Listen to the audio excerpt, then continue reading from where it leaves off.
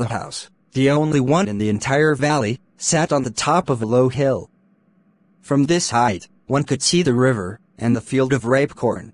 The only thing the earth needed was rain, or at least a shower. Throughout the morning, Lencho, who knew his fields well, had done nothing else but see the sky towards the northeast. Now, we're really going to get some water, woman. Yes. God willing. The older boys were working in the field, while the smaller ones were playing near the house, until the woman called them. Come for dinner.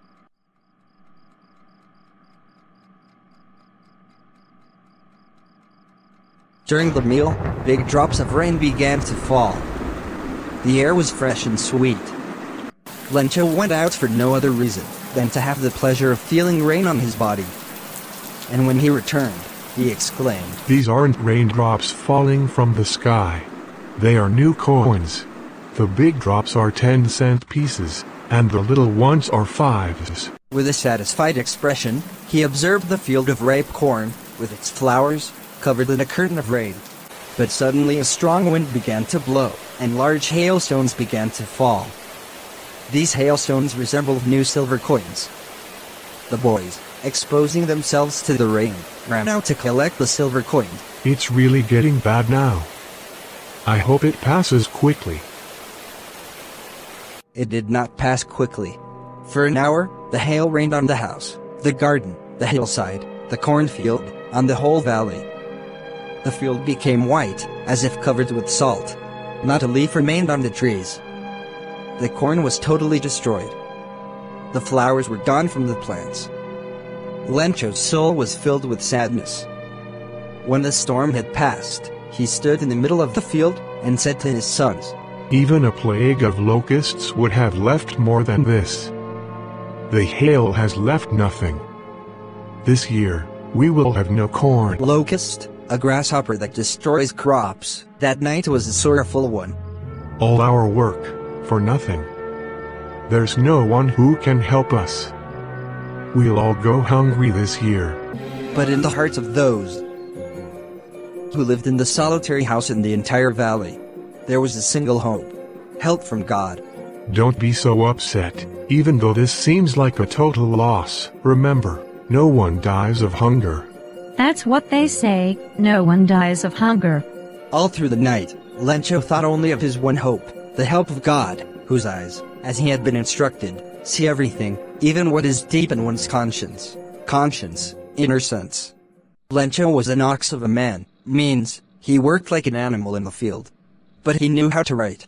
The following Sunday, at daybreak, he began to write a letter to God. God, if you don't help me, my family, and I will go hungry this year. I need 100 pesos in order to sow my field again, and to live until the crop comes, because the hailstorm. He wrote to God on the envelope, put the letter inside, and, still troubled, went to town. At the post office, he placed the stamp on the letter, and dropped it into the mailbox. One of the employees, who was a postman, and also helped at the post office, took the letter. He showed the letter to the postmaster, a fat and friendly man.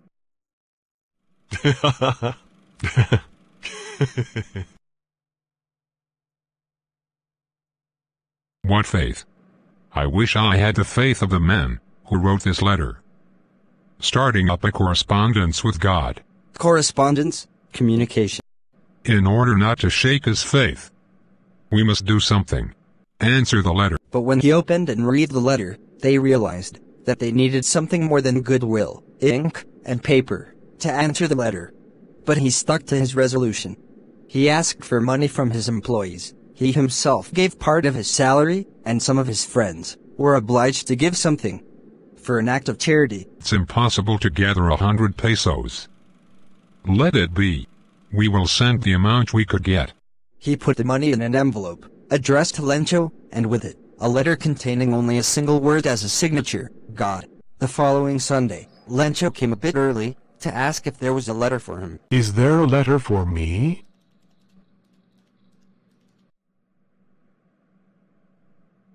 Lencho was not surprised a bit on seeing the letter from God. He was confident that God would help him. But when he counted the money, 1, 2, 3, 4, 5, 6, 7. These are only 70 pesos. God could not have made a mistake, nor could he have denied my request.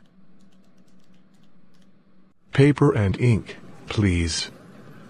on the public writing table, he started to write.